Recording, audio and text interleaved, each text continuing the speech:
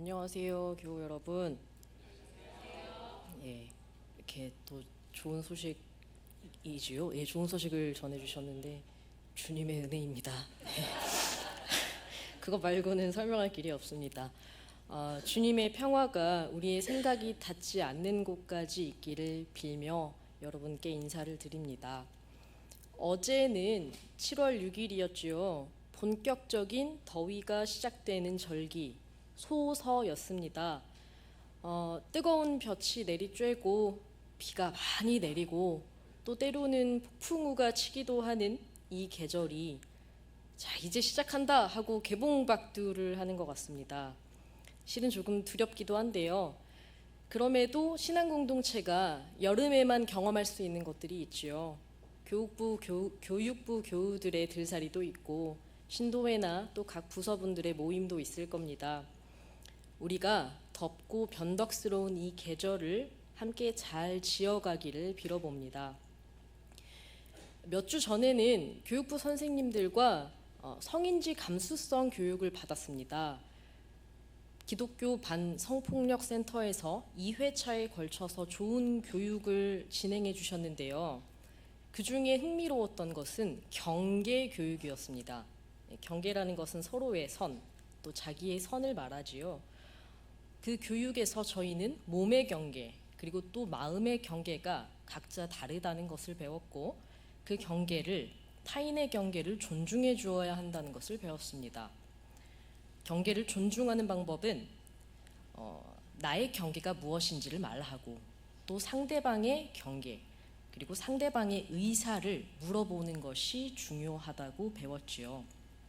물론 이런 방법은 조금 낯설 수도 있을 거고 어떻게 보면 기계적이라 받아들여질 수도 있겠지만 서로의 경계를 인지하고 신뢰를 쌓아가는 안전한 관계 맺음은 모두에게 필요합니다. 그런데 이미 아시겠지만 누구와 만나는 일은 안전하지만은 않습니다. 어떤 때에는 만남이라는 것이 위험하게 느껴지기도 합니다. 타인은 기본적으로 알 수 없는 존재이기 때문에 우리에게 불안을 안겨주고 또 돌아보면 우리 역시 타인에게 타자이기 때문에 불안한 존재이죠. 누군가와 만나고 마주하는 일에는 상대에게 나의 경계를 어느 정도 내어주어야 하는 위험 요소가 있습니다. 자본이 모든 가치를 먹어치우고 세계를 제패하는 종교로 우뚝 선 이때에 존재 간의 만남은 더욱 불가능해 보입니다. 이득과 손실을 철저하게 따지는 사람이 득도 없이 타인에게 자신의 경계를 내어주는 것은 아주 무쓸모한 일처럼 여겨질 것입니다. 실리를 따지고 들수록 관계 중심적인 삶의 가치는 평가절하됩니다. 존재와 존재 간의 연결성은 약해지기만 합니다. 마을이 아이를 함께 키웠던 때가 참 머나먼 예전 같이 느껴집니다. 이렇듯 단절이 기본적인 갑신 시대에 만남에 대한 우리의 고민은 어떠한지 들어보고 싶습니다. 여러분은 하나님을 어떻게 만나고 계시고 또 이웃을 어떻게 만나고 계신가요? 성서 말씀을 나누기 앞서서 질문을 하나 드리고 싶습니다. 여러분은 영화나 드라마를 좋아하시나요? 네, 좋아하시는군요. 저는 이야기를 굉장히 좋아합니다. 그래서 영상 매체를 아주 즐겨봐요. 이 이야기를 구성하는 여러 요소들이 있지만 무엇보다 중요한 것은 주인공입니다. 주인공은 이야기를 끌어가는 주축입니다. 그렇기에 주인공이 이 영화나 드라마에 등장할 때면 영상에서는 온갖 효과를 내며 그를 강조하기도 합니다. 누가 봐도 이 사람이 주인공이다 라는 것을 알리기 위해서죠. 제1성서의 본문인 사무엘 하에서는 마침내 이스라엘의 왕위에 오르는 다윗의 이야기가 등장합니다. 다윗이 왕위에 오르기까지 수많은 일이 있었지요. 사무엘상의 중반부부터 오늘 본문에 이르기까지 수많은 장에 걸쳐 여러 이야기가 서술되어 있는데요. 이 방대한 분량은 사실상 그가 왕위에 오르는 장면을 더 부각하고 강조하기 위한 서사 쌓기라고 볼 수 있습니다. 다윗의 주인공다운 면모가 정확히 드러나는 순간이 바로 이 왕위에 오르는 순간입니다. 주인공이 등장할 때 온갖 빵빠레를 울리는 것처럼 다윗이 왕위에 오르는 순간은 굉장히 순전하고 흥겨롭고 아름답습니다. 사실 저는 약간 꼬인 마음을 가지고 있어서 이렇게까지 인물을 완벽하게 표현할 필요가 있을까 하는 생각이 들 정도입니다. 다윗을 향한 저자의 애정이 느껴지죠. 우리는 이 이야기를 읽을 때 어떤 인물이나 사건을 굳이 공들여서 좋게 해석할 필요는 없습니다. 한편으로는 오늘날의 시각을 기준으로 성서를 버릴 필요도 없죠. 그저 저자가 말하는 이 이야기에 집중하여서 성서가 말하고자 하는 바를 묵묵히 읽어내면 됩니다. 다윗은요, 되게 독특한 사람인 것 같습니다. 수많은 전쟁에서 승리했지만 그는 전쟁터나 왕궁에 있는 보통의 권력자들처럼 굴지 않습니다. 다윗은 자기를 죽이려고 했던 사울 때문에 오랫동안 광야를 떠돌아야 했음에도 불구하고 사울의 죽음을 전해 듣고 애통해합니다. 타인의 시선에서 충분히 적이었을 사울을 여전히 사랑하지요. 사울을 죽이고 그 소식을 다윗에게 전해서 이득을 취하려 했던 사람도, 그리고 또 다윗에게 잘 보이기 위해서 사울의 아들 이스보셋을 살해한 사람들도 모두 다윗에게 처형당합니다. 그는 칼과 피 흘림으로 권력을 찬탈하지 않습니다. 권력의 문법에서 벗어나는 사람이죠. 무엇보다도 그는 겸손하게 하나님께 순종합니다. 순종은 그가 하나님과의 만남에서 갖는 태도입니다.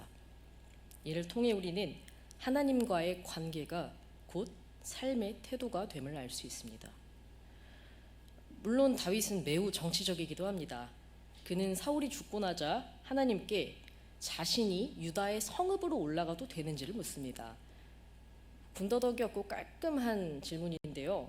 사실 저는 이 깔끔하게 감탄하기보다는 너무 완벽해서일까요? 약간의 얄미움을 느낍니다만 성서가 말하고 싶었던 것은 다윗이 하나님께 물어보는 사람이었다는 것입니다. 힘을 가지고 있는 사람은 스스로 판단할 만도 하지요. 그런데도 그는 하나님께 겸손히 나아와서 자신의 방향을 묻습니다. 다윗의 이러한 충실한 모습을 통해 그가 하나님을 어떻게 만나는지를 알 수 있습니다. 그래서 본문은 만군의 주 하나님이 다윗과 함께 계심을 명확하게 드러냅니다. 한낱 양치기 소년에서 하나님의 뜻에 따라 기름 부음 받고 이스라엘의 왕위에 오르게 되었습니다. 우리는 다윗을 통해 우리가 하나님과 어떻게 만나야 할지를 배웁니다. 아까 다윗을 주인공이라 칭하긴 했습니다만 다윗이라고 해서 완전하지 않습니다. 안정적인 권력을 얻어서일까요? 그는 순전하고 충실한 모습을 잃어버리기도 합니다. 하나님과의 관계가 곧 삶의 태도라고 말씀드렸죠. 성서는 다윗이 휘청이는 모습을 보여주면서 우리가 하나님의 뜻과 하나님의 가치를 매 순간 살아야 함을 일러줍니다. 우리는 하나님과의 만남에 매 때에 충실해야 합니다. 이제 예수의 때로 넘어오겠습니다.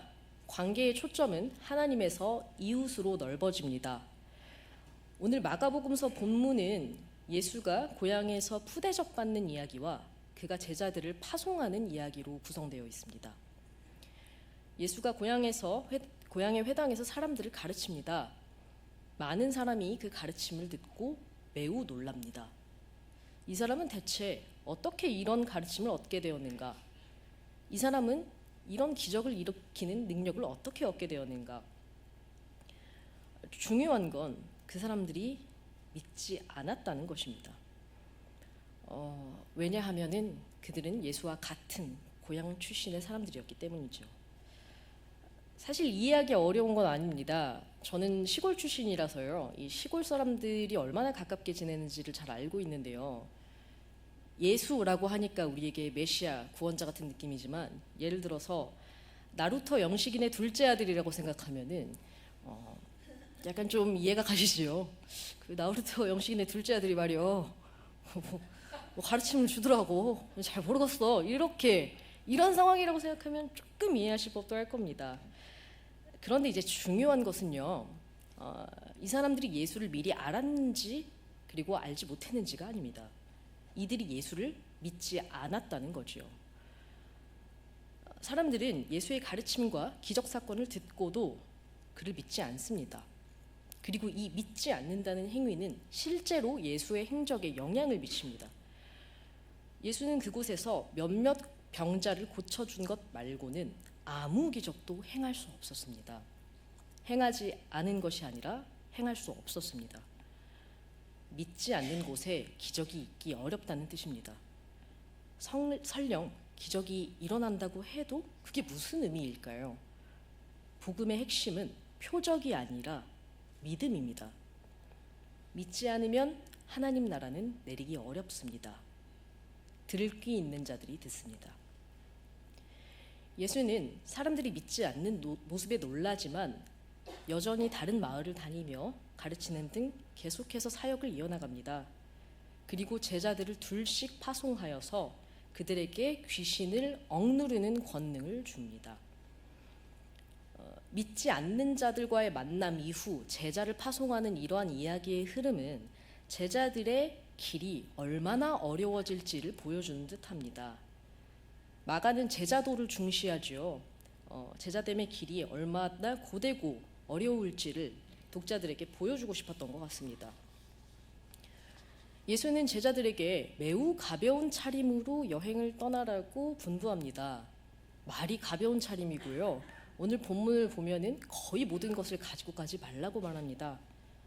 빵도 가져가지 말고 자루나 동전도 가져가지 말고 심지어는 여벌 옷도 없이 길을 떠나야 했습니다.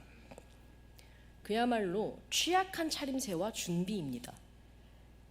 이들은 이러한 차림새로 마을을 방문하여 예수의 사역을 이어가야 했습니다. 제가 만약 이 제자였다면 남루하기 짝이 없는 나를 과연 누가 맞이해 줄까 하는 걱정을 했을 겁니다. 하지만 역설적이게도 제자들의 나그네와 같은 이 모습이 사역의 핵심입니다. 제자들은 스스로 낯선 이가 됩니다. 그리고 어느 마을에 낯선 사람들을 만납니다. 이웃과의 만남은 낯선이와 낯선이의 만남입니다. 기쁜 소식은 대상을 가리지 않습니다. 하지만 대상은 기쁜 소식을 가릴 수도 있습니다. 나그네를 환대하고 기쁜 소식을 반기는 이가 있다면 그는 하나님 나라를 얻습니다. 그러나 예수를 믿지 않았던 고향 사람들처럼 그를 환대하지 않고 또 기쁜 소식을 맞이하지 않는다면 그곳에는 제자들이 떨고 간 먼지만 남습니다. 이 먼지는 하나님 나라와 단절의 흔적입니다. 제자들은 그렇게 귀신을 쫓아내고 또 수많은 병자들에게 기름을 발라 병을 고쳐줍니다. 제자들이 예수에게서 받은 능력은 단순히 귀신을 쫓아내는 능력이 아니었습니다. 이 능력은 기쁜 소식을 전하는 힘이었고 취약한 상태로 취약한 사람들을 만날 용기였습니다. 제자들의 만남 요청에 상대방의 믿음이 따를 때 하나님 나라가 그곳에 내립니다. 믿음이 있을 때 낯설면서 오는 두려움이 기쁨으로 전환되는 기적이 일어납니다. 믿음이 있어야 기적이 있습니다. 그런데 믿음은 복음을 듣는 사람들만의 몫이 아닙니다. 복음을 전하는 사람들의 몫이기도 합니다. 마가복음에 서술된 제자들의 모습은 참 불완전합니다. 또 연약합니다. 그들은 이 제자도를 감당하기에는 너무나도 약하고 예수와 늘 함께하지만 예수를 알지 못합니다. 그럼에도 예수는 이 어리석은 제자들을 파송합니다. 어떤 만남, 어떤 사건을 경험할 수 있도록 거리로 제자들을 보냅니다. 예수가 어린 제자들을 파송했다는 사실은 우리에게 어느 정도 오히려 위안을 안겨줍니다. 상상해 보십시오. 낯설기 짝이 없는 사람들을 계속 만나는 건 매우 부담스러운 일입니다. 그 대단하고 고된 길을 견딜 수 있는 사람은 누구일까요? 흠결없고 완벽한 사람일까요? 그런 사람은 존재하지도 않거니와 예수는 그런 사람을 바라지도 부르지도 않았습니다. 중요한 건 낯선 존재들이 두려움을 떨치고 서로에게 자신을 여는 용기를 내는 일입니다. 하나님 나라의 확장은 서로를 향한 믿음과 믿음이 맞닿았다는 증거입니다. 연약한 이들이 모여 하나님 나라를 이룹니다. 이것이 예수가 가르쳐준 이웃과의 만남입니다. 하나님과 만난 다윗, 이웃과 만난 예수와 그의 제자들을 지나 이제 우리는 바울에게 닿습니다. 바울은 고린도 교회가 자신을 폄훼하는 거짓 사도들로 인해 혼란함을 알고 편지를 씁니다.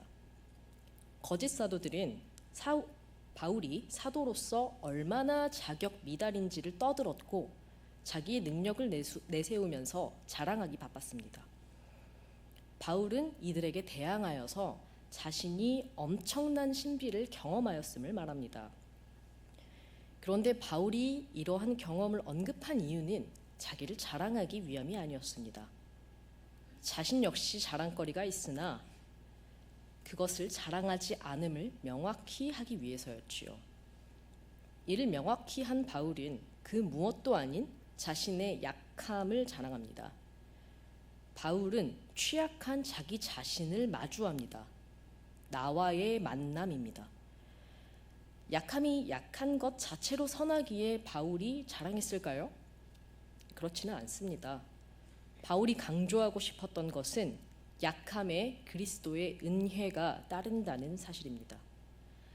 연약한 자기 자신을 바로 마주할 때에 나와 함께 하시는 하나님의 은혜 또한 마주하게 됩니다. 바울이 말한 대로 우리가 자랑할 것은 그리스도뿐입니다. 약하다 일컬어지는 곳에 주님의 은혜가 함께합니다. 겸손함이 있는 곳에, 타인을 믿는 취약함이 있는 곳에, 스스로의 연약함을 바로 보는 곳에 주님의 은혜가 있습니다. 이렇듯 어떤 만남들을 통해 우리는 하나님 나라를 지어갑니다.